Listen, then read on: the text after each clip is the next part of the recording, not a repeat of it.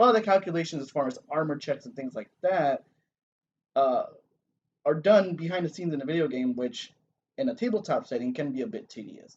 But also, to be fair, you have to remember that a lot of the more modern RPGs, even going back to like early RPGs, a lot of that, all of that is derived from Dungeons and Dragons. Would you agree? Yeah. So that's actually how I was able to understand Dungeons and Dragons better. Was my wife put it in terms of Star Wars Knights of the Republic. Right. She would say, "Okay, you're doing this armor check.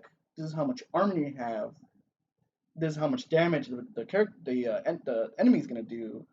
But your armor's gonna negate this much damage, but you're gonna still take this amount of damage after the armor check." Right. Which, for me, I actually thought I you know people who grew up with Dungeons and Dragons they'll think, okay, when they're playing people who grew up playing Dungeons and Dragons and they play a video game, they're like, okay, this is exactly like Dungeons and Dragons. For me, it was actually reversed. I had to reverse my thinking was, okay, this is how it's similar to Knights of the Republic where you would do an armor check, and I was like, okay, that's derived from. It made a lot more sense. Like this is derived from Dungeons and Dragons, Right.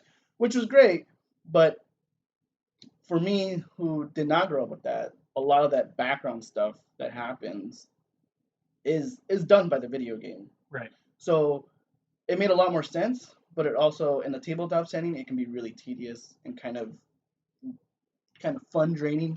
But it's kind of boring, and like to me, like the idea of like, and this works so much well in the video game, and this is like, illustrated, perfectly in a game of World of Warcraft or EverQuest. Was that one Yeah. of the first ones? Like in those games, you're building the character, and you want to make them stronger, you want to make them faster, you want to make them do a lot of crazy stuff. Dungeons and Dragons, that was what you did too. But for me, that got kind of boring because like, that's even more wait times in between turns with people doing the same thing. And the thing about it is that not all people play it like that. There are actually some very, I guess, very simple role playing games out there where you're not doing so much stuff like trying to build up your character, but you're actually just trying to create a story.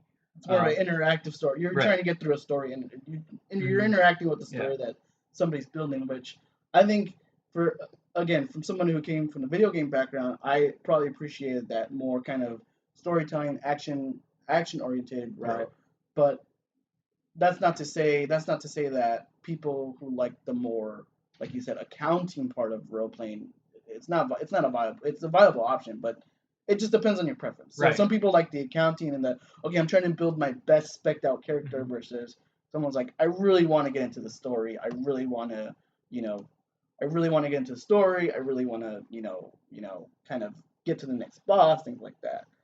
So yeah, I think that was a problem we had was, I think the group we had, we had a pretty good. I mean, I would say we had a good group. I mean, we were all into it. But I think we kind of hit a crossroads. I think the audience, the players that we had, which was me, my wife, and Chuck and Dive, and then the dungeon master. I think we kind of didn't really talk about the type of experience we wanted. Like, did we want a more story orientated experience, or did we want more like accounting and things like that? So I think that's one of the pitfalls that you can kind of run into with tabletop games. You will run into those people.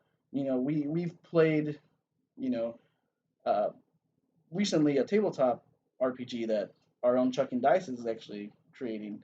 Once we got past the initial setup and rules and things like that, it actually moved fairly quickly. I mean, I really enjoyed it. Yeah, it's a sort of like you get past the awkwardness, and if you like the rules and if they're fast enough, I'm glad you enjoyed it. Yeah. Plus, it was spaceships. Come on, spaceships. Yeah. So basically, I made up a game called Starship Azathoth. Azeroth. Actually, you probably should say Azeroth because that's probably copyrighted. Probably. Azathoth. The idea of the game is that it's like you assemble a crew. Basically, it's Star Wars or Star Trek. You assemble a crew, you go fight raiders, you do missions, and then in the end, you have to decide whether to attack this massive starship that's out to destroy the world. And like there are rules, and then but they flow pretty fast. And I wanted to kind of like create experience where it's a person who's playing a board game, but they're not used to playing these like newer board games. And what I mean by that, I mean these like sort of very complicated board games that are out there that are really fun. Don't get me wrong, I love playing them. But if I brought that to someone who doesn't normally play board games, they wouldn't make heads or tails of it. Like, do you feel like for example, there's a game called Arkham Horror. I love that game, and I've taught you and your wife how to play that game. I've taught many people how to play that game, um, and it's a lot to ingest in, but It it's a is. fun game when you understand it. It is very fun, and especially for somebody like me who I also enjoy horror, and I mean Arkham Horror really was one of the one of the early instances that kind of introduced me into that whole Lovecraft Right. universe and the Cthulhu mythos. So that was really cool. Uh, but I would agree with you. It's a dense game, it's yeah. a very dense game. But what's great was if you have somebody who's running a game like that, a lot of that can also change on the person running the game. So perfect example was when you taught us how to play, Arkham Horror. We actually did a few rounds with the very dense rules that it had, but then you kind of changed it up on the fly and said, Yeah, okay, we're it's going to like eliminate certain phases, we're going to eliminate certain rules, and that actually made it a lot more enjoyable game.